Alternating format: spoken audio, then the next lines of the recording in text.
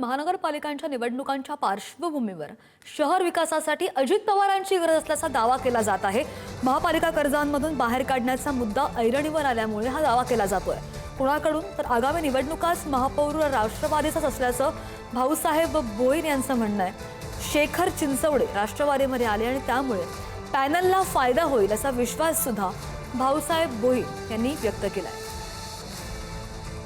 अजित दादाचा जो चेहरा आहे ना, तो आता शहराला आवश्यक आहे हे सांगण्यासाठी मी पत्रकार परिषद घेतलेली आहे।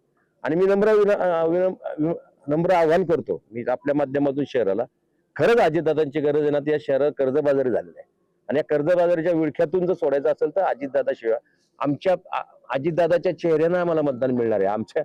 आम्ही इथं सर्वसामान्य कार्यकर्ते, कारण का शहरामध्ये त्यांचा अंकुश आहे। सगळे नगरसेवकांना कोणाचा तरी अंकुश पाहिजे ना, नाहीतर काय आहे, तू खा मी खा वाटून खाऊ, दोघे मिळून खाऊ, दोघेही भाऊ, अशा पद्धतीने काम चाललेलं आहे।